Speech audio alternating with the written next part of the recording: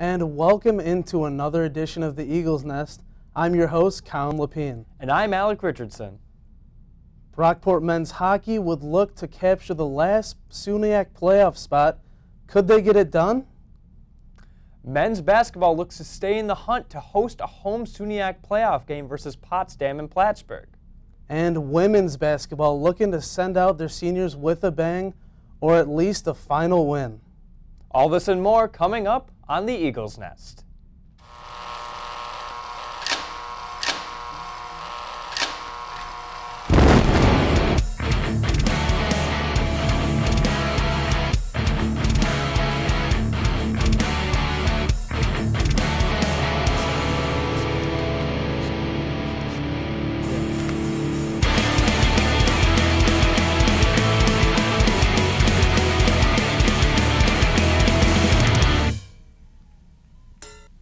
Brockport men's ice hockey went into their final game just needing to get a win or tie to claim the last spot in SUNYAC playoff.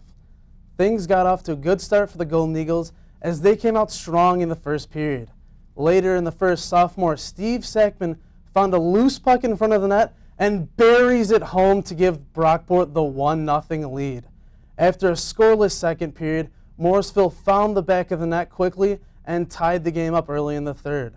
The game stayed knotted up until a chaotic final few minutes in the match where with 7 seconds left, Morrisville would score on a 5-on-3 after 2 questionable penalty calls. It's a heartbreaking way for the Golden Eagles to go out this season. Brockport Gymnastics, as a top D3 team in the country on Saturday the 18th, traveled to Penn State to face off against the D1 Nittany Lions. Taylor Wiersbaugh would lead the Golden Eagles scoring with a 9.725 on her floor routine. But that's about all Brockport had going for them. Penn State would top Brockport by over 10 full points, 195.95 to 183.2, as Brockport scores its lowest point total of the season. Last weekend, Brockport track and field traveled to Ohio to participate in the Kent State meet. Once again, the big news coming out of this event was senior Becky Fabiano and junior Nicole Jones.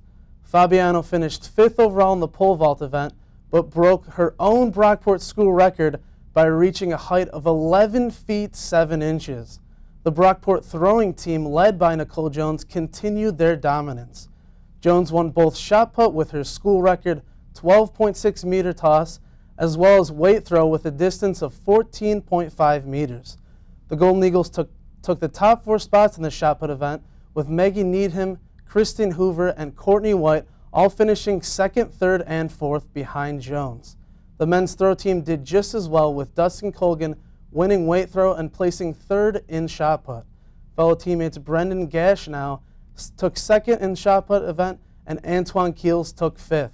For the men's track, Matt Avery took 4th in the 5,000 meter race, while Nate Matthews finished 13th in the 800 meter race.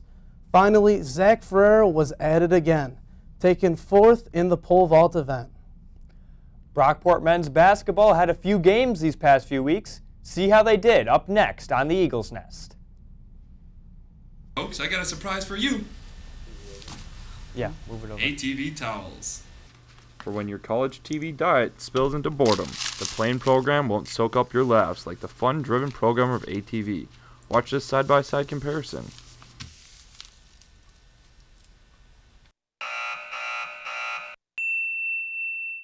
ATV, the laughter picker-upper.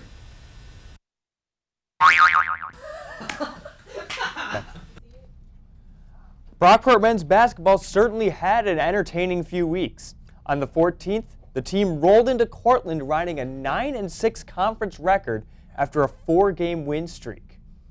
But the streak would be snapped in this game as Cortland jumped out to a 12-2 lead.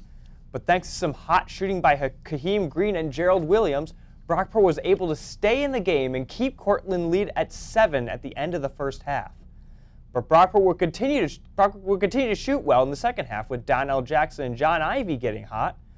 But that would cut the lead to 4. But that's as close as they would get as Cortland wins this one 85-67.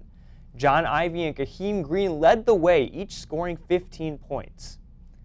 Coming off the loss to Cortland, Brockport would come home to host Plattsburgh on the 17th.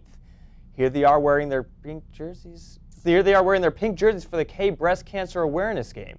We pick up the action 7 minutes into the first half, where Lance Legister would take a pass from John Ivey in the corner and drains it for 3.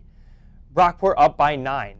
Later in the first, Gerald Williams would get a piece of the action as he nails a 3 of his own. Now in the second half, Brockport would come out hot as Donnell Jackson gets the pass on the breakaway and gets the and 1 to go. Then to put the icing on the cake, Jordan Major would pull up for 3 as well, putting Brockport up 14. The Golden Eagles would roll in this one 87-67, one of the most balanced scoring games of the season. 12 of the 15 players would score, 4 of them in double figures. On the 18th, Brockport men's basketball will be challenged again as the Potsdam Bears came into town as a final regular season opponent for the Golden Eagles. It was senior night for Brockport, the seniors getting honored for their work on the court. The seniors would get off to a hot start as Kaheem Green nails the first basket of the game, Brockport up 2-0. Not a minute later, the seniors would continue to dominate as Steve Sisson with the give and go and 1. Brockport up 7-0. Later in the half, Legister, the young gun, would get in the action with the and 1 himself. And with time running out in the first half, as the indication for how the night would go, Gerald Williams would pull up from 30 feet out, and he hits it as the buzzer sounds. Brockport would absolutely run away with this one, dominating the Potsdam Bears 94-49. It was a Valentine's Day showdown for the women's basketball team, who traveled to Cortland to face off against the Red Dragon. Freshman Phoebe Burns opened up the scoring in the game, but Cortland responded quickly with a 9-0 run. It was a close one throughout most of the first half as the two teams shared the lead 5 different times. But the Red Dragons would find their rhythm again and finish the first half on a 20-9 run, leaving the score going into the second 40-29. Rachel Sagani scored the first 5 points in the second half to cut the Cortland lead to 9. Unfortunately, the team's best 77.3% from the line was not enough, as Cortland would hold the steady lead throughout and take this one 78-58. Another freshman forward, Cecilia Segrist, was the highlight of the night as she tied her career with 18 points and also added 6 rebounds. After a 3-game road stretch, the women's basketball team came home to host Plattsburgh in their Play for K game. Cecilia Segrist was one of 5 players to score in double digits in the high-scoring contest. Brockport came out scoring in this one as they jumped out to a 9-1 lead in the game. The Cardinals surged back, scoring the next 7 points, making the first half a tough battle for the Golden Eagles. Plattsburgh tied the game with 8:45 remaining in the first and held the lead for the rest of the half. Brockport was behind 40-33 going into the second half. Plattsburgh led the game in the opening minutes, but Desiree Duvall would sink a clutch 3 to give the team a 49-48 lead with 13:55 left to play. Over the next 7 minutes, the team would exchange the lead 5 times. The Golden Eagles unfortunately ran into some late-game troubles, only converting on 2 of their field goals in the last 5 minutes. Brockport drops this one 75-69. Brockport would host their final home game as well as senior day against Potsdam. Freshman Phoebe Burns, being all the all-star she is, would grab 2 of her 21 points here on the layup.